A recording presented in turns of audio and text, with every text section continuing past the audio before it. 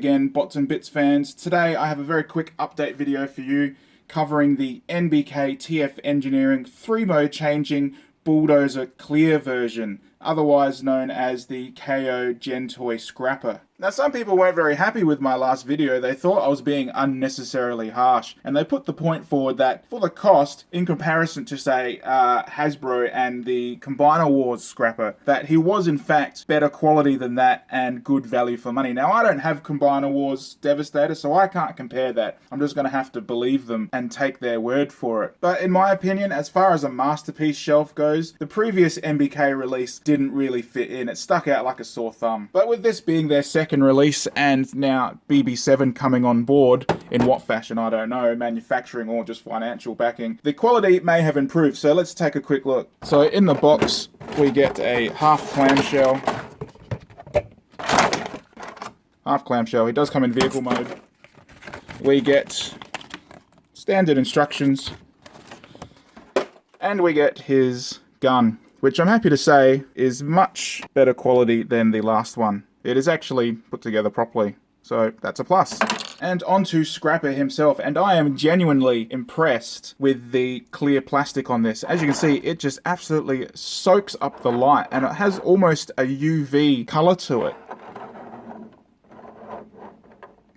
The plastic is even much sturdier. There is very little flex in that. If you remember with the other NBK, it was really bendy and really squishy and really soft.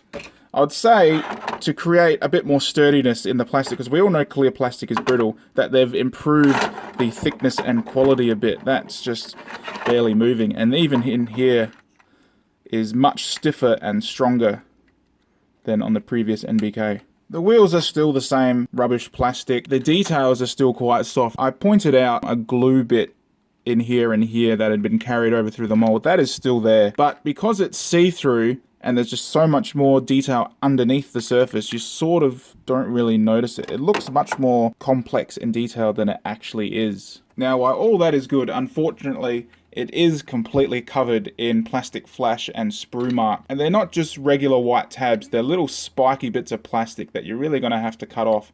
So there's one there. Over this side we've got a cut into the wheel guard. I've got like some sort of glue or some sort of leftover plastic that's like peeling off. Can you see that inside the wheel arch? That's not very good. All over the grey. Where else are we looking? On the back of the smokestack. Yeah, in here in the hinge. And I'm sure we'll find some more when I transform it. Now, transformation is obviously the same, but I'll still cover it quickly anyway. So untab these bits and then separate this tab here. Separate the legs and accordion them down. And then this fold here in the knee, join that together.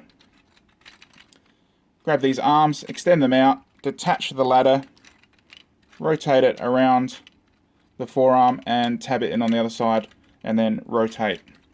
Do the same on the other side, rotate the ladder around, rotate the forearm, and then we can rotate the hips.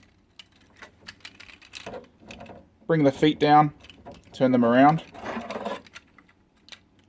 and you can either leave this flat for a bit more stability during posing or fold it up like the instructions say. Shimmy this back, and then work it down like so. Pull the head out, more sprue marks. Pull the hands out, they're just on a ball joint.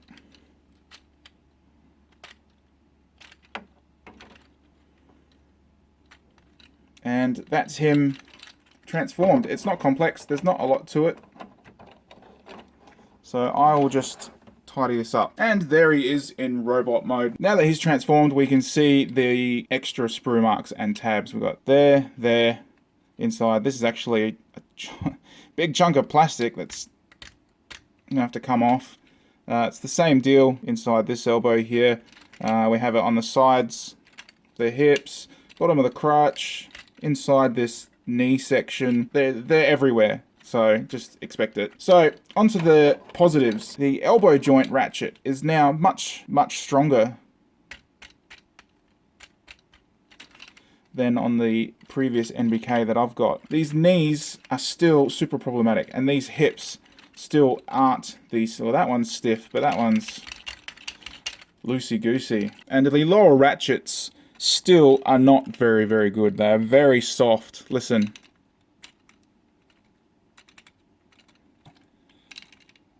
There's not much resistance offered by them at all.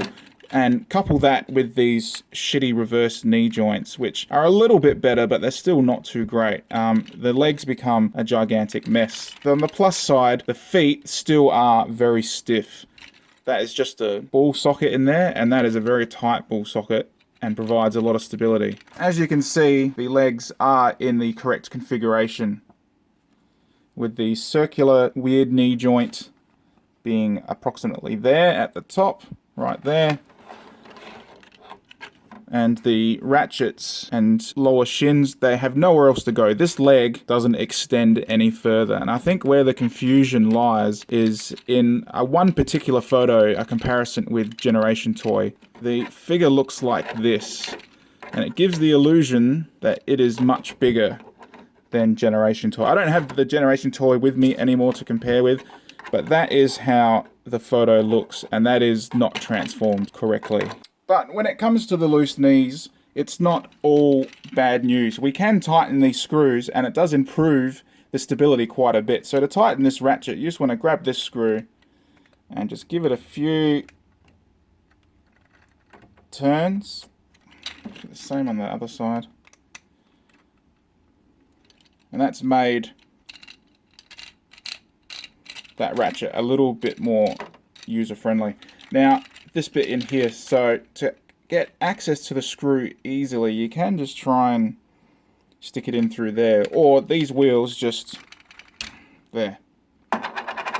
See, it's just a little peg like that holding it all on.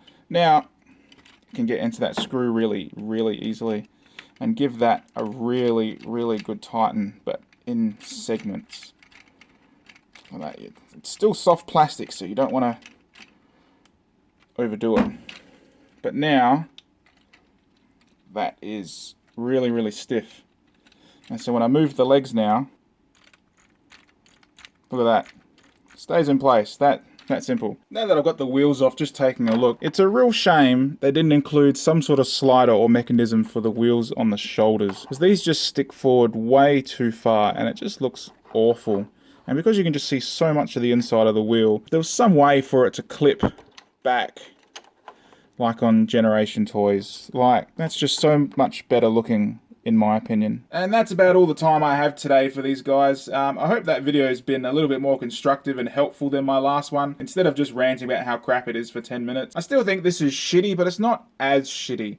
But it does have that transparent plastic cool look to it that we're all a little bit of a sucker for. We don't know why we want it, we just want it because it looks really cool. And if you've already bought one of these and love it, or you've seen the pictures and the videos, blah, blah, blah, and you love it, then hats off to you, because you've found something cool looking and cheap to collect that will make you happy. I personally don't like them. I think they're shitty, but I'll keep getting them just because it's easy to make a video about them and you want to know, so I'll do it. I think maybe if they went the same route as Jinbao and just released the entire Devastator all at once, then we wouldn't be so focused on each individual bot, and the shortcomings of those bots probably wouldn't be as noticeable, or we just wouldn't care as much because it'd be Devastator. And that's what we're all striving for when we're buying these bots. It is Devastator by the end of it. Hope this video has been helpful and informative. As always, any comments, questions, or corrections you might have for me, leave them in the comment section below. I do love reading them and responding to them and engaging with you guys. Be sure to check out our Facebook for daily updates and news on what's coming out, what's broken, what isn't, etc. Weijang OS wide load is coming up very soon. The video is nearly finished, so stay tuned to my channel. And thanks for watching.